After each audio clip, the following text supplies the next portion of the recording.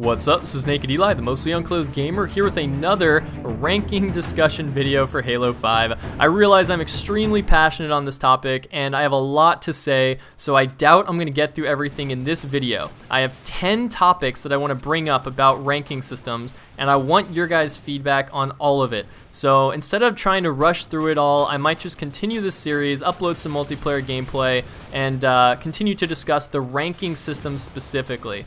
I thought I could finish it all in one video, but once I sat down, really hashed out my ideas, discussed them with my buddies and casual and pro players and competitive players, I realized I'm going to do this justice. I'm going to actually make a multi-video series on just the ranking system. So as we go through the topics, in fact, I'll just read you off the topics so you have an idea of what we're getting into and why I might need a couple more videos. Here are the 10 topics. Number 1, competitive versus social ranks. What's the difference? Why does it matter? 2, visible versus non-visible ranks. 3, global versus playlist specific ranks.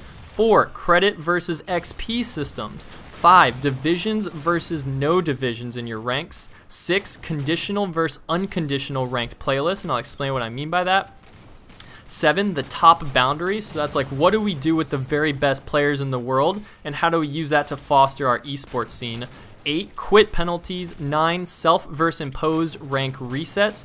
And finally 10 will end on a discussion of cheating and how to prevent it, or at least limit it.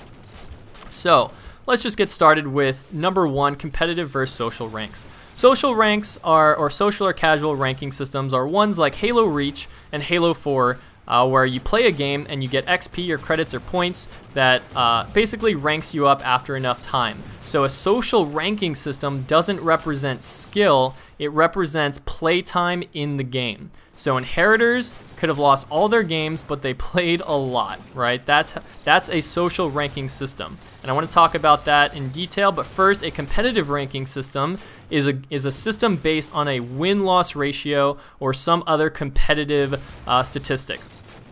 We saw that in the beginning of Reach Arena, it was based on kill-death ratio, and that was a really bad system. Really kills, deaths, and assists because it changes the nature of 4v4 or any team play, where players become selfish, hog power weapons, hiding corners, don't really contribute to the team, aren't as aggressive, or if they get more points for being aggressive, they're overly aggressive. So I think the W is all that really matters in competitive play. You don't ever see guys walking away from a tournament with like, a 3.0 KDA and he gets the 100 grand. No, it's does your team win the game? Are you a good teammate?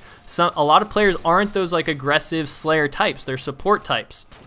Everyone in Halo has a different role, and everyone should be rewarded equally through a win-loss system, and that's how the competitive ranking system should be. Now, I want to say for the social ranking system that the highest social rank should take forever, or nearly forever, to get. Because Halo 4, once I hit rank 130, which only took 100 hours, right? Some dude did it in a month.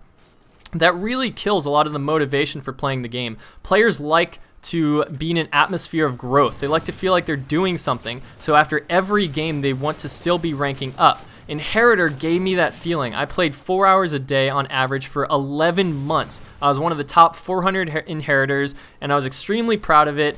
And I don't know, I just feel like that system made a lot of people play a lot longer simply because they never reached the max rank, right? 90% of the population never hit Inheritor, so they could still have half as many points, and be in Eclipse, and they still want to play.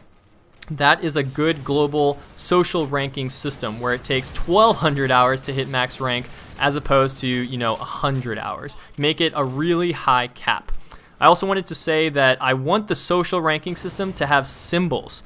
I want not numbers like in Halo 4, like you're 125 and then you're 126, but no one really cares. Whereas when you were in Reach and you had that sun and then you were in Eclipse and you were a moon and all that, that was really meaningful.